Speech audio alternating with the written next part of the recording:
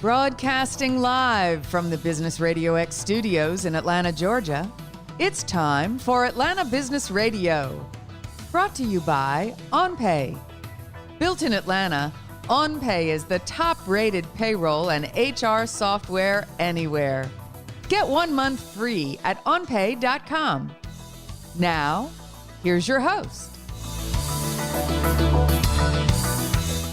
Today on Atlanta Business Radio, we have Malcolm Eve with Crown Castle. Welcome, Malcolm. How are you doing today? Thanks for having me on today. I am doing well. I'm excited to learn about Crown Castle. I'm guessing you're one of those kind of best-kept secrets. You're doing a lot of good work, and not everybody knows what you're up to. Sometimes it's that way with Crown Castle, yes, but we love to get out there and kind of educate people what we're doing around the communities around the country. So let's start there. Tell us about Crown Castle. How you serving folks? So first and foremost, Crown Castle is the nation's largest provider of shared communications infrastructure. We have assets around the United States and Puerto Rico, roughly what some of your viewers might know, 40,000 cell towers, more than 80,000 route miles of fiber, and approximately 70,000 small cell nodes are either on air or under contract. Our communications infrastructure really is setting the foundation for what you've heard and your viewers may know as 5G. From everything from remote learning, which is really critical right now, remote working, again, also critical in this time of COVID. And one fun fact your viewers may not know is that roughly 80% of your current 911 calls probably come from a mobile device. I guess one more tidbit for your viewers, even in Atlanta, we have about 85 towers, about 1,300 small cell nodes in and around Atlanta, and about 250 miles of fiber. And we actually have a major office based here in the Atlanta area with roughly 100 plus employees. So gives your viewers just a really brief glimpse of what Crown Castle, who we are, and kind of our presence even in the local region. Yeah, it's another great example of a firm that's doing amazing work all over the country. And, you're providing kind of important infrastructure, and it's not kind of obvious to the layperson, and the casual kind of consumer of all of that technology may not really appreciate the good work you're doing. Exactly. We're out there. We deploy our network, our assets based on the needs of our customers, the wireless carriers. And when they have a demand to increase what we call densification in a local area to improve cell coverage, Crown Castle was one of the leaders in the industry, again, around the country and in Puerto Rico, to bring our infrastructure to bear to help enhance those technologies and bring about, or hope our customers bring out a robust 5G network for the future. Now, let's talk a little bit about 5G. Everybody is hearing about it. It's on ads every day, multiple times a day. Can you explain what 5G technology is and how that's going to benefit kind of the consumer? Yes. So I'm going to give you go through a little history first. You had your initial 1G, 2G, which, your digital voice, text messaging, things of that nature. Then 3G gave us kind of what mobile data. 4G, or what most people have, 4G or LTE, really opened the floodgates to your Uber, to your Fitbit, to your, listening and watching movies of any number of Netflix and things of nature on your cell device. 5G is the next generation in cell technology. Just one of the things many things that 5G will bring will increased data speeds, roughly as 1 gigabyte per second, 20 times faster than current networks, and compared to speeds that you might have from high-speed fiber internet service. 5G will, bring about doctor-performed surgeries from miles away, employee training by augmented reality devices at a job site real time when a crisis occurs. We talked about 911 sensor technology. You might have sensors in a floodplain. Enhanced sensor technology in a place that's heavy in drought or fire, things of that nature. And again, telemedicine. Just one of the few of the things that 5G will enhance. as it becomes more robust in the United States. I guess secondly, and just as important as the devices and things that it will bring about in e-commerce and things of that nature, the economic potential benefit from 5G. It is estimated through industry reports that 5G was responsible for about approximately 3 million new jobs, $500 billion in new GDP, and approximately $275 billion in new investment. Specifically in Atlanta and the region, is estimated 5G will support, again, approximately 4,600 new jobs, approximately $400 million in new investment, and approximately $750 million plus in economic growth. So not only from the way you live, the way you work, the way you consume, the end user or the consumer, the economic benefit just from jobs and investment, both of these things are anticipated to come from 5G as our customers work to build their networks and bring it online. And then these networks, this is a different technology than the previous Gs that we've had. This is more complex to deploy 5G in different municipalities. So 5G does require more small cell nodes, and small cell nodes are kind of the backbone for 5G. So it is a different type of signal. But again, all these benefits are what they're anticipating will come about because of 5G. So, in conjunction still with your cell towers and your fiber, but you will 5G will be made possible from the use and deployment of more deployment of our small cell nodes closer to the end user. And then the deploying of these small cell nodes, is that what Crown Castle is doing? We do all three. Crown Castle, as I mentioned earlier, through our assets, towers, fiber, and small cells, we deploy all three. We don't really deploy too many towers anymore, but we constantly do upgrades to them. But we constantly are building fiber to these small cell nodes and to what they call backbone locations that carry the signal out to towers and kind of back and forth. And we and small cell nodes are a big part of the things we deploy, but we deploy all three assets around the country, or enhance what's already existing. Now, I would imagine the demand for this is extremely high. How far along are we in Atlanta with having enough small cell nodes in order to have 5G kind of blanket the city? Well, yeah, demand is continuing to grow as data usage continues to go up. More people own and or utilize more than 1, 2, maybe even 3 mobile devices of various natures. Yes, demand for these small cell nodes will continue to grow as our customers build up and enhance their 5G capability. But Atlanta is well positioned, as with many cities across the country, to prepare themselves for a 5G environment. Just recently in the last 2 plus 3 years, especially right before the Super Bowl, Atlanta deployed, or Crown deployed, roughly 500 small cell nodes just in Atlanta alone in preparation for the Super Bowl. And the nice thing about our infrastructure at the request of our customers, when they come to us and say, Crown, we want you to come with a plan to deploy in a particular area like Atlanta for the Super Bowl, our infrastructure is here to stay. We just don't put it up and then we take it down. Once it's up and it's running, it's here to stay. And then those same assets are available to be upgraded to 5G where appropriate. But yes, demand for small cells continues to grow as demand for 5G and the the race to 5G continues to accelerate, not only throughout the United States.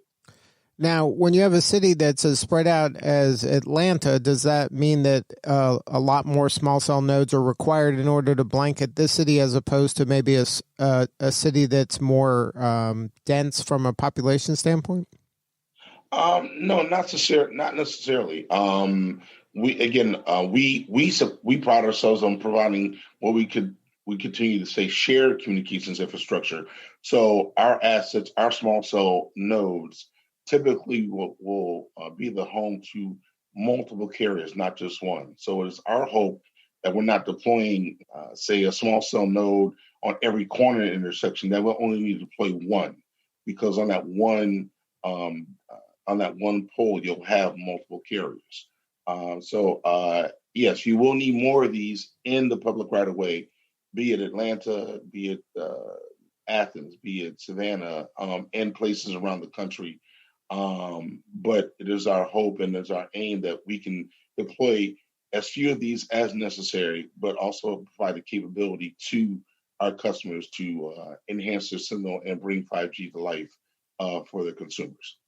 Now, when you're working with your client, are they the ones working with the municipalities, or are you working with the municipalities and your clients? Like, how does that kind of get coordinated of where to say, okay, we want to focus on this area, and the municipality might have a priority, but the carriers might have a different priority? So, yes, Crown Castle, I guess, first and foremost, is a committed partner. We try our best and we work with communities to deploy the infrastructure at the request of our customers that's agreeable to both them and the customers and to the final end user. So we work our best, be it aesthetics, location, in existing public right of way, to find solutions that benefit everyone to a degree that we can. So we are somewhat the middle person in the relationship, but it's a constant conversation that we go through. So, for example, in New Orleans, in the French Quarter, you probably won't even see our technology because it's blended into the environment. We took what was already existing light fixtures or street signage, and then augmented it to look like what was there before. But now now it's a small cell node, if that makes sense. Right. So we try communities as much as we can to deploy our infrastructure on behalf of our customers, have it be aesthetically pleasing, or fit into the existing landscape, and be at least intrusive as possible. Now, because of the pandemic, I would imagine that this just kind of exploded the demand where so many now individuals are working from home and they're really stretching the bandwidth that their homes can handle, because their homes now are handling their entertainment, but also a lot of folks' businesses are being driven out of those same homes that maybe they weren't anticipating that amount of use. Has that been the case?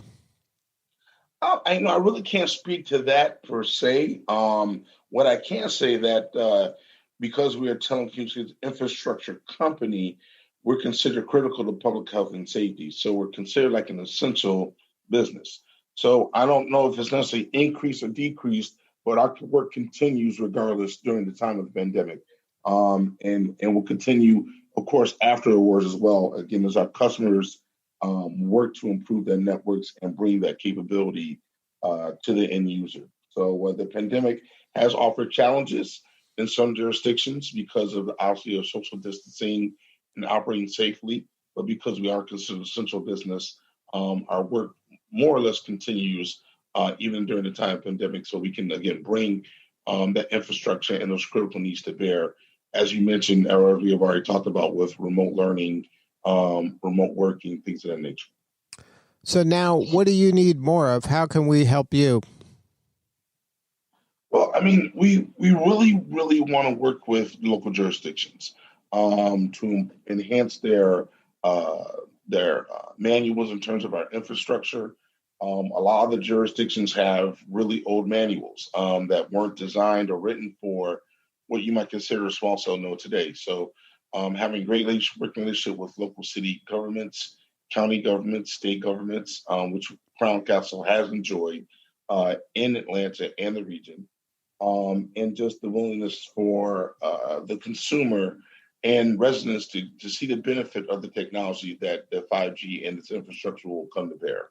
And again, we work really hard with those jurisdictions to try to deploy our infrastructure in a meaningful and conscious way, so that everyone is happy with not only the enhanced capability that will come from 5G, but the structures that now line their streets or in their neighborhoods otherwise.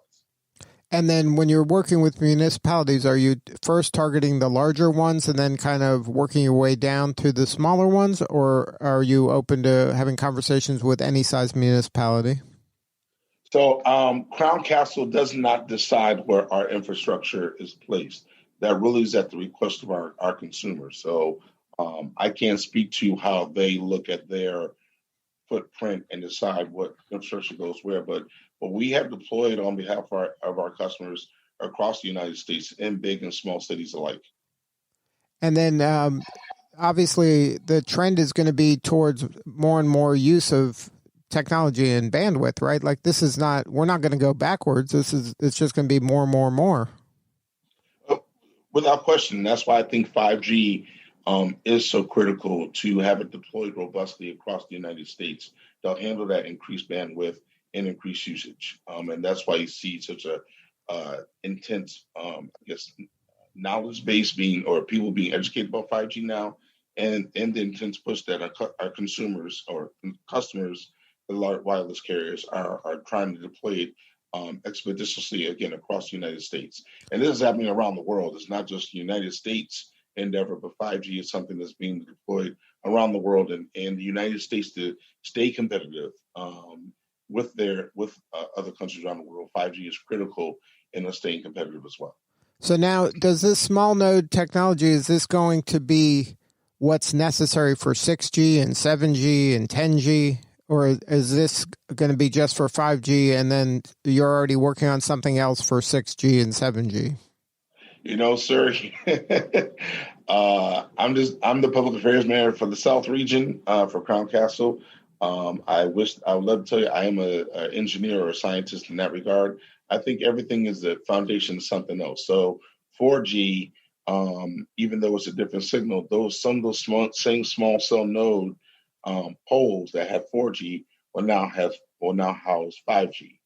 Going forward, I really can't give you an idea because 5G obviously will be the basis for everything coming next, but the infrastructure that's being deployed to support 5G, I would like to believe that it will be supportive or be the base for the future iterations to come.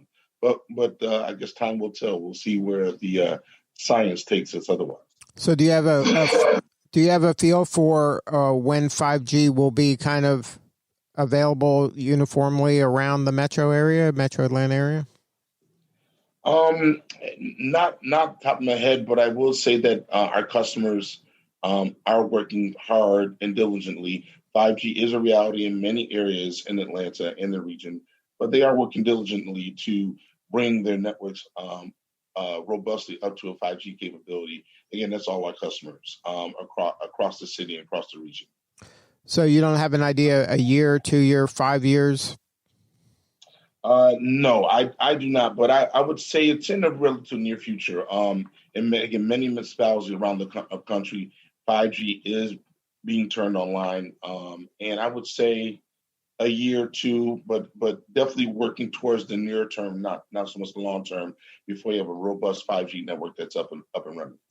So if somebody wanted to learn more about Crown Castle, what's the website? crowncastle.com. You go on our website and you can learn a lot about what we're doing in the country, what we're doing in municipalities, and we have a wealth of data points on there for you to for your listeners to look at and view, and then educate themselves about what we're doing. Now, I know that the community is an important component of your mission, and that's you have community-based projects that are dear to your heart. You want to share some of those that are happening in Atlanta that maybe we're not aware of? Yeah, so I'm glad you asked that. So we have a program called Connected by Good, and it's Crown Castle's concerted effort to provide back to the communities we live and work in. We're not just a company working in your community, but we also our employees live in these communities and are part of these communities. So Connected by Good offers our employees the opportunity to volunteer in a couple of different aspects. In Atlanta in particular, we are partners with the Atlanta Police Foundation and the At Promise Center, which you may be familiar with, or some of your viewers may be.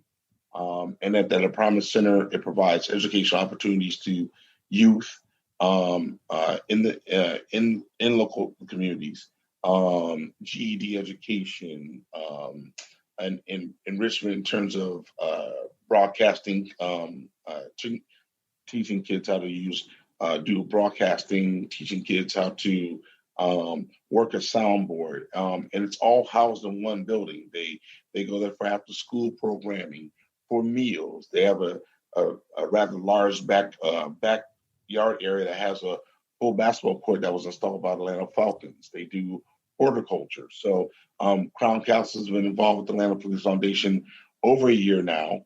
And then what we do, we come in and sometimes do what we call a Crown Castle Day, where we come in with some models about our small cell nodes, our towers, and our fiber, and just again educating young people about the different opportunities they may not be aware of. Most people haven't heard of Crown Castle, so a young person may not think, well, maybe I could be a fiber engineer, or maybe I could work on a small cell node, or things of that nature. So working with nonprofits like the At Promise Center is really critical to our efforts when it comes to Connected by Good.